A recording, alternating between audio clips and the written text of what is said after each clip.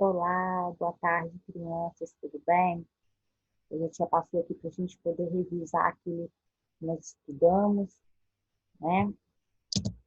Vocês lembram? Então, vocês lembram aqui, lembram de tudo aquilo que nós estudamos? Quem não lembra, agora nós vamos relembrar aí, ok? Nós falamos sobre as transformações dos espaços de vivência feitas pelos seres humanos.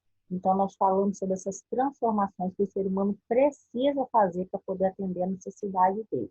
Ele precisa fazer construção de pontes, de viadutos, de casas, de avenidas, para poder viver de uma forma melhor, né? Então, essa modificação que ele faz, ela é necessária, ok? Por isso que ele faz, né? Porque ele quer, depende dessas construções, ele acaba modificando o espaço, né? Aí aqui eu trouxe uma imagem, né? De como era esse espaço, né? Todo verde, então aqui uma área que nós dizemos que é uma área rural, e depois como passou a se tornar uma área urbana, que foi fazendo algumas modificações, e aí ele acabou modificando essa paisagem, tá? Depois nós falamos sobre a identidade cultural de um indivíduo, né? O indivíduo, nós estamos falando de identidade do documento, né? Mas a identidade do indivíduo depende do local em que ele está inserido, depende da cultura em que ele vive. A sua identidade é diferente da identidade de quem vive em São Paulo. Quem vive em São Paulo tem uma identidade diferente de quem vive lá em Rio Grande do Sul, e assim por diante. As pessoas têm uma identidade cultural, individual, diferente uma das outras. E muitas das vezes a gente depende da cultura do local que se vive para poder construir a nossa identidade, ok? Falando sobre isso, aqui elementos da identidade, de identidade cultural. O que faz você ter uma identidade cultural? Muitas das vezes, a religião, cada um tem a sua, então é uma identidade sua. A língua, o vestuário, né, a maneira que você se veste, a música, a dança, a manifestação, a gastronomia, o uso e o costume, a história e o patrimônio, a cor, a raça, todos esses elementos, eles fazem parte de uma identidade cultural, ok? Falamos também sobre a origem das cidades, né? Cada cidade tem uma origem, elas são diferentes. Cada um tem a sua história e a partir dessa história foi construída a cidade. Então é a origem que tem essa cidade. Aqui eu coloquei uma foto da nossa cidade, né? Campos do Goytacazes. Nós sabemos a origem da nossa cidade, né? Ela foi habitada pelo índio Goitacá, então por isso que ela recebeu o nome de Campos do Goytacazes, em homenagem ao índio Goitacá. Então é a origem da nossa cidade, que vem lá desde a história passada, né? A gente consegue identificar como essa história da cidade foi construída, ok?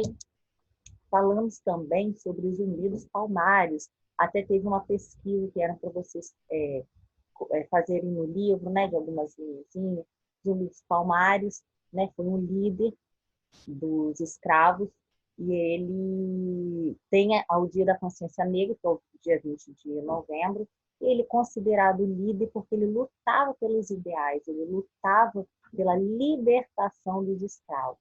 E essa luta tornou ele um grande líder, porque ele queria o bem, ele queria que os escravos fossem libertos.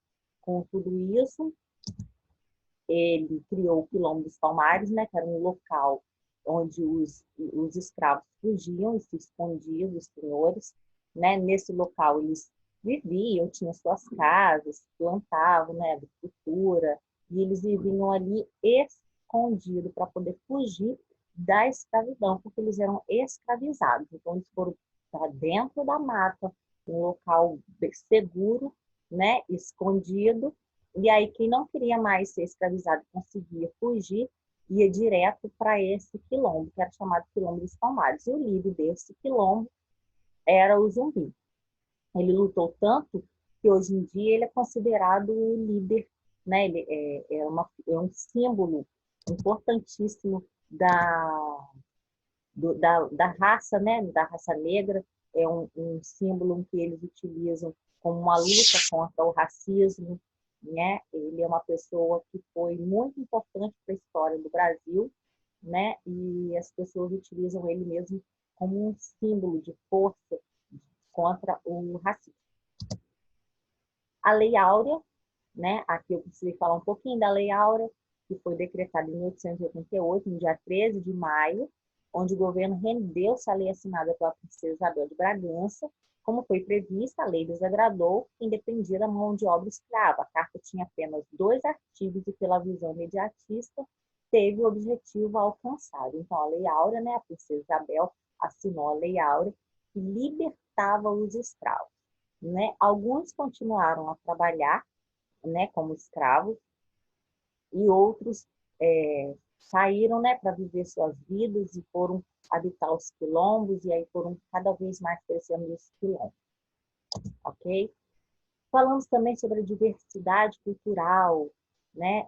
A diversidade cultural é aquilo que cada cultura traz um pouquinho para a gente tem que respeitar. Né? O conceito de diversidade, que a diversidade é reflexão. Por que devemos refletir sobre isso? Porque nós vivemos uma diversidade cultural, nosso país é diverso, até por conta da nossa miscigenação.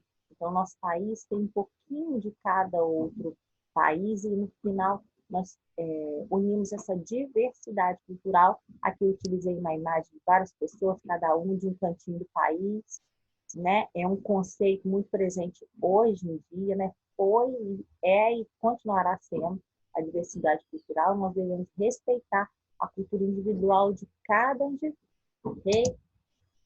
Aqui eu falei sobre os grupos sociais, que o livro também ele enfatizou muito sobre os africanos, indígenas e os migrantes, né? São grupos sociais, grupos da sociedade.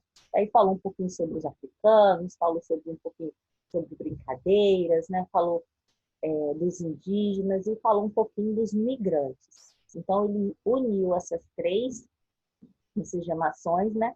E formou aí um grupo social, ok?